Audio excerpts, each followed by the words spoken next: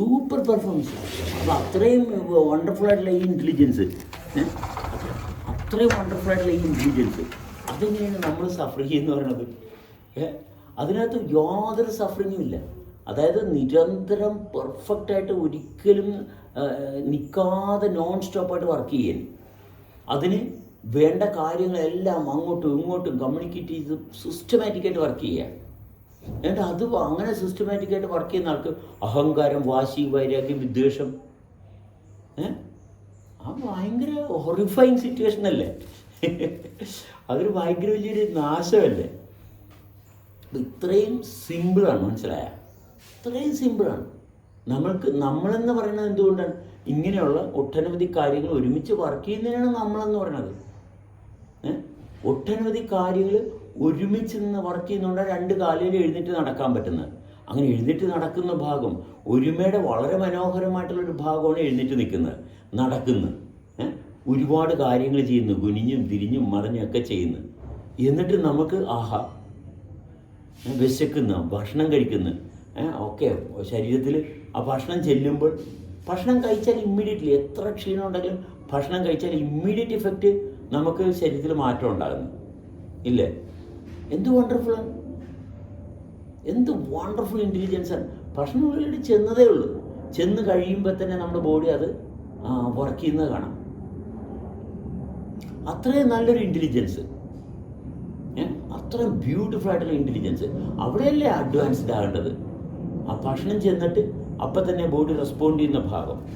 അതുപോലെ തന്നെ നമ്മുടെ ഉള്ളിൽ ഭക്ഷണത്തേക്കാൾ പവർഫുള്ളായിട്ട് നിരന്തരം വർക്ക് ചെയ്യുന്നതല്ലേ സ്പേസുമായിട്ടുള്ള കണക്ഷൻ. ആ എക്സ്പാൻഷൻ കോൺട്രാക്ഷനിൽ ശരീരത്തിൻ്റെ ഭാഗം എങ്ങനെയാണ് തുറന്നു വരുന്നത്, അത് നമ്മൾ ശ്രദ്ധിച്ചു കഴിഞ്ഞാൽ അത് ഭയങ്കര വണ്ടർഫുൾ അല്ലേ? Isn't it? അപ്പം അങ്ങനെയുള്ളൊരു വ്യക്തിയുടെ റെസ്പോൺസിബിലിറ്റി പറഞ്ഞോ, അങ്ങനെയുള്ള ഒരു വ്യക്തിയുടെ റെസ്പോൺസിബിലിറ്റി എന്ന് പറയുന്നത് എന്താണ്?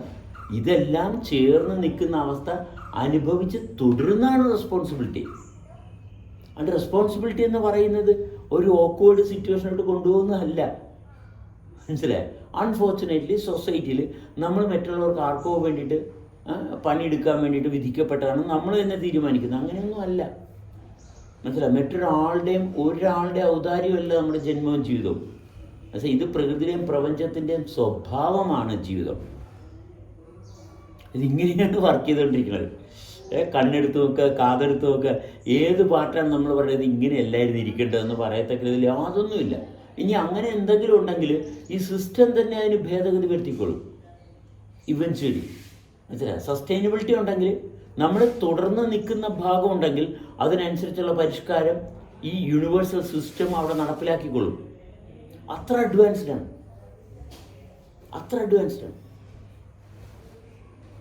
സിമ്പിൾ.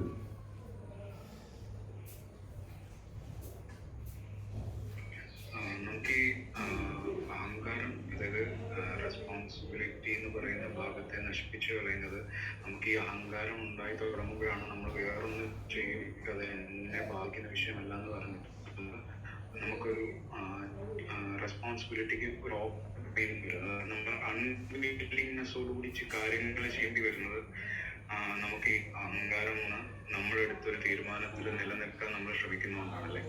അതായത് അഹങ്കാരം ഉണ്ടാകുന്നത് എന്തുകൊണ്ടാണ്?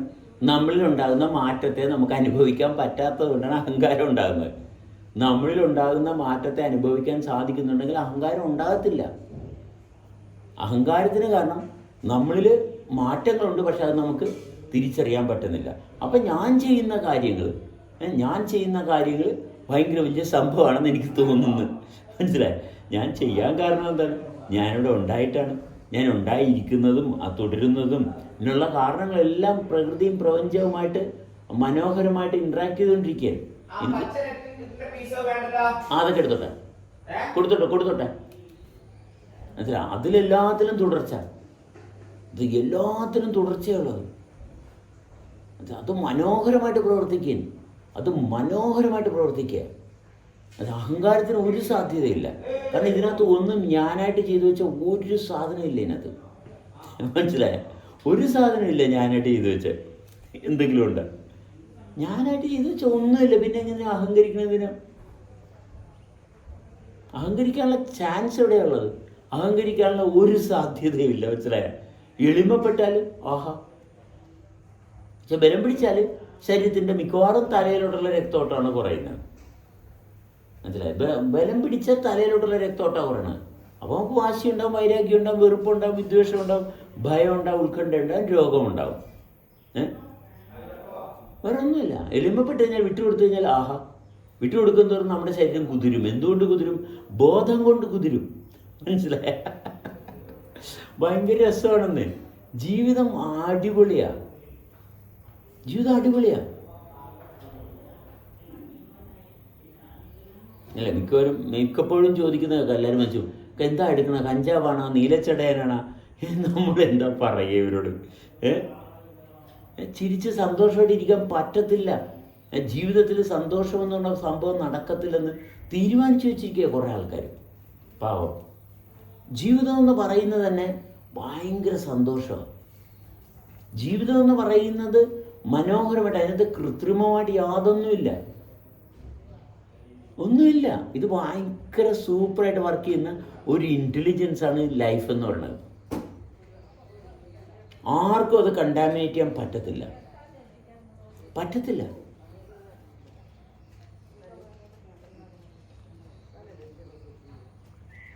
അത്ര സിമ്പിളാണ്. അതിന് സിമ്പിൾ അല്ലാതാകാനായിട്ട് എന്താ ഉള്ളത്? ഏത് പാർട്ട് എടുത്ത് നോക്ക്, ഒരു വിരലെടുത്ത് നോക്ക്, ആ വിരലെന്ത് ബ്യൂട്ടിഫുള്ളായിട്ട് ഫങ്ഷൻ ചെയ്യുന്നു ഇല്ലേ? വളരെ ബ്യൂട്ടിഫുള്ളായിട്ട് ഫങ്ഷൻ ചെയ്യുന്നു. അത്രയും എനിക്കിപ്പോ എന്റെ കൈവിരലുകളെ ഞാൻ ആഗ്രഹിക്കുമ്പോ എനിക്ക് ചലിപ്പിക്കാൻ പറ്റും. അതേപോലെ ഞാൻ ഉദ്ദേശിക്കുന്ന രീതിയിൽ എനിക്ക് ചലിപ്പിക്കാൻ പറ്റും. അതേപോലെ ഇപ്പം നമ്മളിപ്പോ കുഞ്ഞായിട്ട് ഇരിക്കുമ്പോൾ തന്നെ കുഞ്ഞുങ്ങളുടെ ആഗ്രഹം അനുസരിച്ച് പേരൻസ് പെരുമാറും. അവരുടെ ആഗ്രഹങ്ങൾക്ക് പൂർത്തീകരണം ഉണ്ടാക്കി കൊടുക്കുന്ന ഭാഗത്തിലോട്ട് പോവുകയും ചെയ്യും. അപ്പം അവനെ കൊണ്ട് കാര്യങ്ങൾ ചലിപ്പിക്കാൻ പറ്റും എന്നുള്ളൊരു, ഇപ്പൊ കരഞ്ഞായിരിക്കും ആദ്യം തുടങ്ങുക. ഇപ്പൊ കരയുന്നതോടുകൂടി എനിക്ക് കാര്യങ്ങള്, വീട്ടിലെ കാര്യങ്ങള് അല്ലെങ്കിൽ അമ്മേനെ അച്ഛനെ നിയന്ത്രിക്കാൻ പറ്റും എന്നുള്ളൊരു ഭാഗം അവനിൽ രൂപപ്പെടും. പിന്നീട് ഈ കരച്ചിൽ എന്നുള്ള ഭാഗം മാറി അത് കുറച്ചും കൂടി ഡിഫറെന്റ് ആയിട്ടുള്ള ഭാഗങ്ങളിലേക്ക് ഡെവലപ്പ് ചെയ്യും. ചിലപ്പോൾ അവന് വിദ്യാഭ്യാസം കിട്ടുമ്പോഴത്തേക്ക് അവന് സ്വന്തമായി വരുമാനം ഉണ്ടാക്കി തുടങ്ങുമ്പോഴത്തേക്ക് അവൻ വീണ്ടും കാര്യങ്ങളെ നിയന്ത്രിക്കുന്നു എന്നുള്ളൊരു തോന്നൽ അവനിൽ ഉണ്ടായി തുടങ്ങും.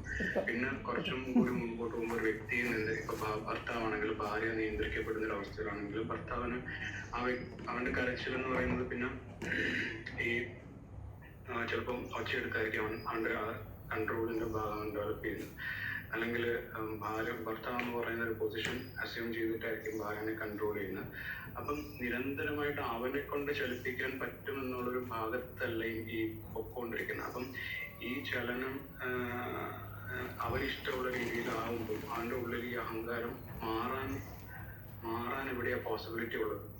അതായത് ഇവൻച്വലി ഇങ്ങനെ നമ്മൾ മറ്റുള്ളവരെ കൊണ്ട് നമ്മുടെ കാര്യങ്ങളൊക്കെ സാധിച്ചെടുത്തെടുത്ത് പോകുമ്പോൾ നമ്മൾ ഈ മറ്റുള്ളവരെ ആശ്രയിച്ച് വന്ന് ഒരു പർട്ടിക്കുലർ സ്റ്റേജിലെത്തുമ്പോൾ മറ്റുള്ളവരെ കൊണ്ട് നടക്കാത്തൊരു ഭാഗം കാണും. ഇവൻച്വലി ഒരു സംശയവും വേണ്ട, മറ്റുള്ളവരെയൊക്കെ നമ്മൾ ചൂഷണം ചെയ്ത് അങ്ങനെ അവർ ചെയ്ത് തരാനൊക്കെ ആൾക്കാരെ കൊണ്ട്, പക്ഷേ പർട്ടിക്കുലർ സ്റ്റേജ് എത്തുമ്പോൾ മറ്റുള്ളവരെ കൊണ്ട് എന്ത് വന്നാലും കൂട്ടിയാൽ കൂടത്തില്ല. അത് നേരത്തെ തിരിച്ചറിയുന്നവൻ ഭാഗ്യവാൻ. എന്നുവെച്ചാൽ അതിനാണ് വിവേകം എന്ന് പറയുന്നത്, മനസ്സിലായ? മറ്റുള്ളവരെ കൊണ്ട് കൂട്ടിയാൽ കൂടത്തില്ല, മറ്റുള്ളവരുണ്ടാക്കിയതല്ല എന്ന് മനസ്സിലാക്കാൻ ആർക്ക് സാധിക്കുന്നു അവനാണ് ശരിക്കുള്ള സമാധാനമുണ്ടോ. മറ്റേ സമാധാനമല്ല, മറ്റേ കഷ്ടപ്പാടാണ്. അത് മറ്റുള്ളവരെ കൊണ്ട് കൂട്ടിക്കാൻ വേണ്ടിയിട്ട് ഓടിയിടന്ന് പാടുപിടിക്കുക, കഷ്ടപ്പാടേ ഉള്ളൂ. അതല്ലാണ്ട് സ്വസ്ഥതയില്ല, ഉണ്ടാകത്തില്ല, മനസ്സിലായോ? സ്വസ്ഥത ഉണ്ടാകത്തില്ല. എന്താ കാരണം? നമ്മൾ ബലം പിടിച്ച് ചെയ്യിപ്പിക്കുക, നമ്മുടെ വിഷമം കൊണ്ട് സംഭവിച്ചതാണ്, അല്ലെങ്കിൽ ആരുടെയെങ്കിലും വിഷമം കൊണ്ട് സംഭവിച്ചതാണ്. അതൊരിക്കലും ശാശ്വതമാകത്തില്ല, ഒരു കാരണവശാലും ശാശ്വതമാകത്തില്ല. വിഷമം കൊണ്ട് നമ്മൾ ചെയ്യുന്ന കാര്യങ്ങളെല്ലാം നാളെ നമുക്ക് പ്രശ്നങ്ങളെ ഉണ്ടാക്കിത്തരത്തുള്ളൂ. വിഷമമില്ലാണ്ട് പ്രവർത്തിക്കുന്നതാണ് ബോധം. ഒരു വിഷമവും ആർക്കും തടസ്സപ്പെടുത്താൻ പറ്റത്തില്ല ബോധത്തെ. ആർക്കും തടസ്സം നിൽക്കാൻ പറ്റത്തില്ല. നമ്മുടെ ബോധത്തെ ആര് വിചാരിച്ചാലും തടസ്സപ്പെടുത്താൻ പറ്റത്തില്ല. അപ്പോൾ ബോധത്തിൽ നിന്നാണ് ഞാൻ ഉണരുന്നത്, ബോധത്തിൽ നിന്നാണ് ഞാൻ സ്വസ്ഥമായിട്ട് ജീവിക്കുന്ന ഭാഗം. ഇതെന്ത് ചെയ്തിട്ടാണ്? ആരും ഒന്നും ചെയ്തിട്ടുണ്ടായതല്ല, മനസ്സിലായി? ഇതിങ്ങനെയാണ്. അവിടെ അപ്പം തന്നെ നമ്മൾ റിലാക്സ്ഡ് ആയി. നമ്മുടെ അഹങ്കാരവും വാശിയും വെറുപ്പും വിദ്വേഷവും ആരുമായിട്ട് നമുക്കൊരു കോൺഫ്ലിക്റ്റ് ഇല്ല. ഇല്ല, ഒരാളുടെ കോൺഫ്ലിക്റ്റ് ഉണ്ടെങ്കിൽ പോയില്ല. കാരണം മറ്റൊരാളുടെ കോൺഫ്ലിക്റ്റ് ഉണ്ടാകണമെന്നുണ്ടെങ്കിൽ നമ്മൾ എന്തെങ്കിലും തീരുമാനം എടുക്കണ്ടേ? നമ്മൾ തീരുമാനം എടുത്താലേ കോൺഫ്ലിക്റ്റ് ഉണ്ടാവുള്ളൂ, അല്ലെങ്കിൽ കോൺഫ്ലിക്റ്റും ഇല്ല. ഇത് സൂപ്പർ റിച്ചാ, മനസ്സിലായി? ഇതെന്നും റിച്ചാ, എല്ലായ്പ്പോഴും റിച്ചാ. ഇതിൻ്റെ റിച്ച്നെസ് ആർക്കും കെടുത്താൻ പറ്റത്തില്ല. ഇത് വണ്ടർഫുള്ളി റിച്ചാ.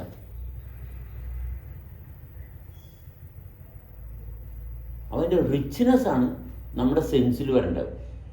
ആ റിച്ച്നെസ് നമ്മുടെ സെൻസിൽ വരാൻ വിശപ്പ്, ഭക്ഷണം കഴിക്കുമ്പോൾ അപ്പം തന്നെ ശരീരത്തിൻ്റെ ഭാഗം ആ വിശപ്പ് ഭക്ഷണം കഴിച്ച് ശരീരം ഉണർന്നു വരുന്നു. അത് വണ്ടർഫുൾ അവേക്കണിങ് അല്ലേ? യെസ്, എന്തോ